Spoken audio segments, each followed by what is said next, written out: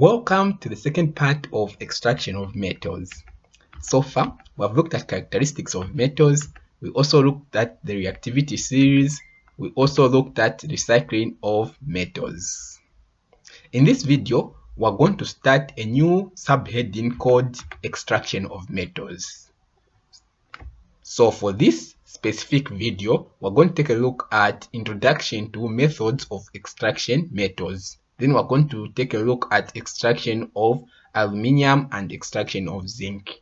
In the next video, we're going to finish up with extraction of iron and extraction of copper. Then we'll finish this topic with alloys. So, like I said, we start with the methods of extracting metals. So, normally metals are not found in their pure form, because most of them are very reactive. So wherever they appear in nature, they are going to combine with other elements. So when people are mining, they are going to find metals already combined chemically with other elements in form of what are called ores. So an ore is a compound of a metal chemically combined with other elements like oxygen. So the method that is used to extract a metal from the ore depends on its position in the reactivity series. So there are basically about 3 methods that are used, and each method is somehow tied to the position of an element in the reactivity series, as you are going to see. So the methods are electrolysis, reduction, and thermal decomposition. Let's take a look at just a brief understanding of what happens during each of these methods. So electrolysis is basically the breakdown of an electrolyte using electricity. We know what electricity is, but what is an electrolyte? So usually when there's electricity which passes in wires, the movement of electricity is actually the movement of electrons. But we have mediums where electricity can flow, but the movement is not the movement of electrons, but the movement of ions, which are charged atoms or charged particles. So such mediums are called electrolyte. So an electrolyte can be defined as a medium that conducts electricity by movement of ions. So what basically happens in electrolysis is they will get an ore, which is, of course, like I defined it, the metal combined chemically with other elements. So you get an ore, then that ore, you melt it. Once you melt it, we say it is in the molten state, not in a solid state, but molten state. So once that ore is in the molten state, when you connect it to a circuit, the ions that makes up the ore, which basically are the metal of interest and the other elements which we don't want. So these different types of ions are going to move to the opposite side of the circuit. The metal of interest is going to move to one side and we're going to find it there. Then the other metal, the other elements which we don't care about, are going to move to the other side.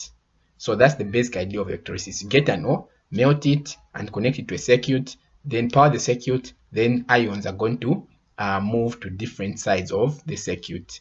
The ions are of 2 types. The first type are of the metal of interest. The second type are, of course, non-metals usually, and of course we're not interested in them. The second method is reduction, which is basically the removal of oxygen from a compound. So most ores are a metal combined with oxygen. So we can remove that oxygen by reduction. There are also cases where a metal is not combined with oxygen, but is combined with another element where we don't know the most economical method of removing that element. But the only possible way is to react it such that that element is replaced with oxygen. So what we do is we do like a swap. We remove that which we don't want, we add oxygen, then we use reduction to remove oxygen from the metal. The last method is thermal decomposition, which is just the breakdown of a compound using heat. So in thermal decomposition, you get the ore, then you heat it, then it's going to break apart. Okay, so this thermal decomposition only applies to certain elements which are on a certain position on the reactivity series. Others cannot be thermally decomposed because they are very stable, as you are going to see. So this is the reactivity series and of course the methods of extraction. So methods from potassium to aluminium use electrolysis of fused oxides or chlorides. Fused oxides or chlorides, that is of course the melted oxides or chlorides. Oxides are of course the compounds, meaning that maybe we're talking about potassium oxide, just like that. So the ores are usually maybe in the form of oxides or chlorides. So once they are melted, then they undergo electrolysis, then we obtain the different metals. Then zinc, iron, and lead use reduction by coke. So coke is carbon. So coke is just pure carbon. So what happens is they are reacted with carbon, so that carbon reduces whatever ore has this. For example, if it's zinc oxide, the oxygen is going to move from zinc and it's going to combine with carbon to form carbon dioxide. That's the reason when usually when there's a mining activity, there's more coming out. Part of it might be carbon dioxide and the likes. Then copper, mercury, silver, and gold. These ones use thermal decomposition. So these ones on top are said to be stable. That's why they cannot use thermal decomposition and reduction by coke. These ones. So in short, something can easily be dealt with using reduction and thermal decomposition if it is not that stable. So now we're going to start or to concentrate on thermal decomposition. So what if we can find these metals combined with carbonate, such that we have maybe aluminium carbonate and the likes? What is the impact of heat on these metals? So this is like we're going deep into thermal decomposition. Electrolysis, I think what I've shared is enough, even reduction, but we're going just deep into thermal decomposition. So we're going to start two types of compounds and their behavior when heated, and these are carbonates and nitrates. So carbonates of group 1 elements are extremely stable and cannot be decomposed by heat, like I said. Carbonates of group 2 elements like calcium and transition elements like zinc, iron, lead, copper are only decomposed to oxides and carbon dioxide when heated. So group 2 elements and those transition elements which are between group 2 and group 3 are those ones, when you heat them, they are going to turn into oxides.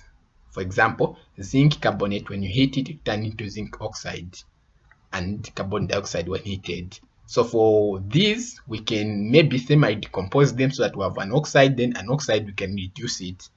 So reduction, remember, is just the removing of oxygen. So you have the group 2 elements and any of these. Once you heat them, what's going to happen is you're going to have this element combined with oxygen. Maybe if you want, you can move the oxygen by reduction, as you are going to see, and you cannot decompose them any further. So the oxides, which of course appear after decomposition of carbonates, are extremely stable and can only be reduced by electrolysis. Okay, so meaning that like I said, once you have the oxide, you can now reduce them, but by electrolysis. What about nitrates? Do we see the same pattern? So nitrates of group 1 elements like potassium and sodium decompose into nitrites and oxygen when heated. So nitrates, them, when you heat them, you're going to have nitrites and oxygen. Nitrates of group 2 elements like calcium and transition elements like zinc, iron, lead, copper, etc. are decomposed to metal oxides, nitrogen dioxide, and oxygen. So again, group 2 elements, you're going to end up with metal oxides, which is a good thing, as you can use reduction. Now we start the actual job. Aluminium. How do we remove aluminium from its ore? So aluminium is the most abundant metal in the Earth's crust, meaning that aluminium is the one that you can find anywhere on the Earth.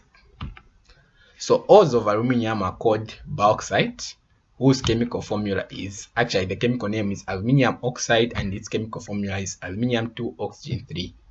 Okay, so this is the chemical formula for bauxite, and that's the chemical name. So how do we get aluminium from this bauxite? The problem is the oxide is very stable and hence cannot be decomposed by heat or reduction with carbon. And this should affirm to that table we saw, where we said aluminium can only be dealt with by electrolysis. So extraction of aluminium. Aluminium is extracted by electrolysis of molten bauxite. Molten bauxite, it means the bauxite that has been melted. So this is done in an apparatus called the electrolytic cell. So in this electrolytic cell, graphite is used as electrodes. So an electrode is a metallic compound that connects the circuit to the non-metallic or to the electrolyte. So the wired circuit, the circuit that has a wire, connects to the electrolyte by graphite or carbon electrodes. Remember, graphite and carbon are one and the same thing. So this is how the electrolytic cell looks like. So in this electrolytic cell, what we have is the anode. By the way, the cathode, just like in any circuit of positive and negative, those two wires that connect the circuit to the non-metallic or to the electrolyte are in two types. There is the anode and the cathode. The anode is positively charged, the cathode is negatively charged, which also implies that the cathode has an abundance of electrons, while the anode lacks electrons. So once you have anode and cathode, then you have to make sure by design the electrolytic tank is designed by steel. Steel has a very high melting point, so when you pour the molten bauxite here, it won't melt the steel. Okay, so now what happens is, before you can start electrolysis, what you do is bauxite, you dissolve it in what is called cryolite. Okay, cryolite. So this is just the general name that is used. So this cryolite has a formula: sodium 3, aluminium, and fluorine 6. It has 6 fluorine atoms, aluminium, and 3 sodium atoms. Not very important, just know that it's cryolite and its chemical formula is this. So why is bauxite dissolved in cryolite? So bauxite has a very high melting point, meaning that for you to melt bauxite to have this, it's going to take a lot of electricity, which is going to be costly. So what you do is you dissolve aluminium in cryolite. When you do that, it has been discovered that the amount of energy needed to melt aluminium is small. Therefore, bauxite is dissolved in cryolite so as to lower the melting point, which is economic, as you won't spend too much money on electricity just to melt the aluminium. So once you do that and you do the electrolysis, this bauxite is going to separate into aluminium and oxygen. Okay, so we're going to have aluminium ions and oxygen ions. But of course, before the oxygen can be formed as a gas and the aluminium can be formed as a metal, they are just ions here. So these ions will be attracted to the anode and to the cathode.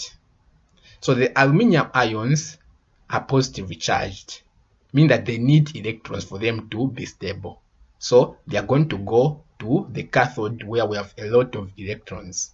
Well, the oxygen ions, which are negatively charged, have an excess of electrons, so they need to go to the cathode to deposit some electrons so that they are stable. That's the reason why they are going to move. So in short, for the aluminium to be formed, what happens is the aluminium ions goes to the cathode and gets 3 electrons and becomes aluminium. Hence we have aluminium forming here. Then on the other hand, the oxygen goes to the anode where it gives out 4 electrons to form oxygen. Remember, oxygen is made of 2 atoms, so each atom is going to give out 2 electrons, and at the end of the day, we're going to have 4 electrons being given out. Now, there is a bad side. When this oxygen is formed, it reacts with the carbon, the graphite, to form carbon dioxide. Therefore, what's going to happen is, as the oxygen is being formed, it's going to be reacting with the carbon, and therefore carbon dioxide, the gas, is going to be formed. And this graphite, since it is giving away some carbon, is going to be depleted, or it will be eaten up. So this graphite usually has to be replaced. In short, the anode has to be replaced. After some time, you have to replace it. After some time, you have to replace it, which makes this process expensive also. So in short, the anodes are replaced at regular intervals because oxygen reacts with carbon, which is what the anode is made of, to form carbon dioxide. Now, there's something that's fun about aluminium, and that is, apparently, it's very unreactive. Okay, on the reactivity series, it is very high, meaning that it is very reactive, but when you get aluminium, try to react it, it won't react. You try to combine it with water, there will be no reaction. Why so? So because of its high reactivity, there's this thing that happens. Aluminium forms a thin protective layer of aluminium oxide in the presence of air. So as soon as aluminium is exposed to air, it's going to form a thin layer, which of course is going to be aluminium oxide, a combination of aluminium and oxygen. So that thin layer is not reactive. Therefore, when you combine aluminium, not knowing that it is being covered by that thin layer, no any reaction is going to occur because the aluminium is hidden inside. So in short, this oxide is insoluble and resistant to corrosion. So corrosion is just the reaction of oxygen and metals, in short. So it forms a protective coating for aluminium. So that's the reason why aluminium appears to be very unreactive despite it being very reactive. So what are some uses of aluminium? It is used in overhead electric cables because it is a good conductor of electricity. It is used in making cooking utensils like kettles because it is a good conductor of heat. We know this fact, the kitchen truth here. It is used in making food wrappers and drink cans due to its resistance to corrosion and is non-toxic. So the fact that aluminium doesn't react, it is used to make food wrappers as it cannot react with the content of the food or drinks, and also it is not poisonous. It is also used in the manufacture of airplanes because it is lighter and has high strength. So it is strong, but it is not heavy. So it is used to manufacture airplanes. It is also cheaper than copper for this specific purpose. Copper can also be used, but it is expensive. It is used in making light aluminum roofing sheets. Finally, it is used in making alloys, e.g. duralumin. So, because of its good properties such as resistance to corrosion, lightweight, it can be combined with other metals to form what are called alloys, as we're going to start soon. Or actually, there is one more. It is used in making aluminum paint. So these are lots of uses. You can maybe know 4 or 5 or 4. I think they are enough. Next, we look at zinc. So the ores of zinc are 2, unlike aluminium. The first one is zinc blende, whose chemical name is zinc sulphide, and its formula is zinc and sulfur. The second one is called calamine, whose chemical name is zinc carbonate, and its formula is zinc and carbonate. So how is zinc extracted? So zinc blende is heated in air to form zinc oxide and sulfur dioxide. So zinc is combined with oxygen to form zinc oxide and sulfur dioxide. In short, the sulfur is going to combine with oxygen and zinc is going to combine oxygen. So this is the idea I had shared with you, where reduction comes in. Zinc is found with sulfur, okay, in zinc blende. So sulfur, the easiest way to move is just to heat the zinc in air. That sulfur is going to combine with oxygen, and also zinc is also going to combine with oxygen. Then this oxygen, we can deal with it later. So this is the formula: zinc sulfate reacting with oxygen to form zinc oxide and sulfur dioxide. Zinc oxide is then reduced to zinc metal by carbon monoxide. So now we can react this zinc oxide with carbon monoxide to form zinc, like so. So this is how zinc is dealt with. So what are some uses of zinc? The first is it is used in making alloys, e.g. brass, which is an alloy of zinc and copper. So because of its properties that zinc has, maybe also unreactive, it is used in making alloys. It is used to galvanize iron to prevent rusting. To galvanize is to cover a metal with something that is not reactive, so that when air comes or when oxygen comes and it is about to combine with metal, it meets that which is not reactive.